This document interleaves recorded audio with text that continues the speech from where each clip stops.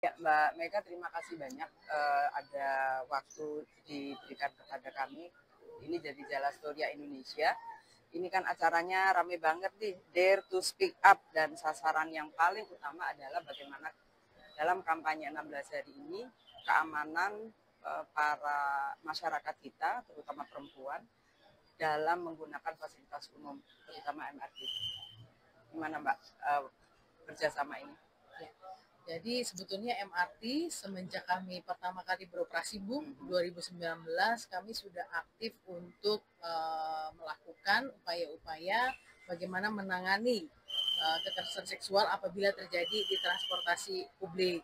Karena kita lihat selama ini di moda transportasi lain seperti KRL atau Transjakarta itu kerap terjadi pelecehan seksual, memanfaatkan situasi-situasi yang ramai begitu ya, sehingga kami memiliki awareness tersebut dan sejak awal memang kita sudah persiapkan sebelum beroperasi MRT SOP-nya, kemudian kita lakukan edukasi, kita lakukan training, hingga sekarang Bu itu tetap konsisten kita lakukan. Kerjasama sudah kita lakukan dengan berbagai pihak stakeholder terkait, termasuk dengan Kementerian PPPA, dengan dinas ya di level provinsi itu juga kita rutin lakukan kerjasama. Kita undang narasumber dari dinas untuk melakukan sosialisasi dan kita undang semua petugas kita Bu, frontliner, supaya mereka selalu update ya pengetahuannya mengenai bagaimana cara-cara menangani kasus-kasus yang terjadi di transportasi umum. Nah, mungkin itu Bu yang bisa saya sampaikan. Nah, dari banyak sekali ya aktivitas yang sudah dilakukan ya, mulai dari pelatihan, kemudian memberikan edukasi-edukasi, itu terutama ditujukan kepada para petugas atau ke siapa sasarannya? Jadi memang sasarannya ada dua Bu.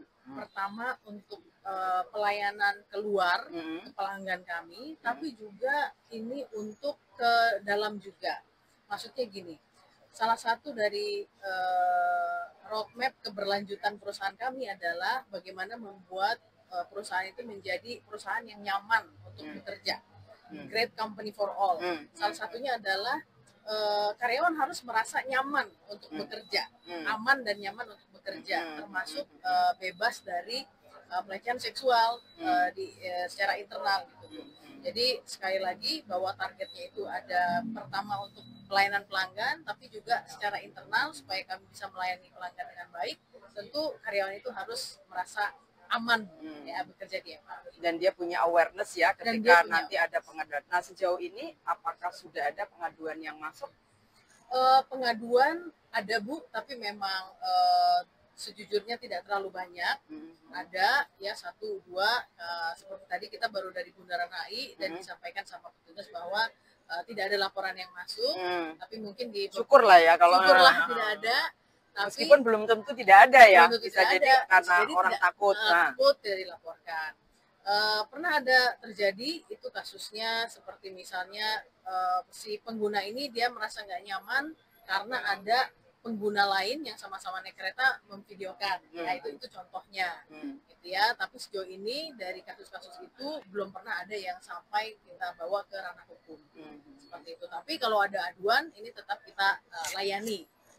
Nah, Jalastoria Indonesia itu tahun ini juga bekerja sama dengan Pertamina, itu membuat kegiatan, bikin pelatihan-pelatihan, modul juga untuk teman-teman wartawan, teman-teman media supaya juga punya awareness tentang bagaimana menulis yang benar tentang kekerasan seksual. Mungkin suatu saat kita juga bisa bekerja sama ya, untuk bagaimana teman-teman media ketika memantau, melihat peristiwa kekerasan di ruang-ruang publik seperti di MRT. Setuju.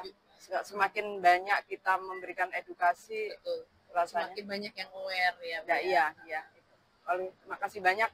Selamat atas pencapaian sampai dengan saat ini dan terus sukses untuk kedepannya. Amin. Terima kasih banyak Bu. Terima kasih. Ya. Terima kasih.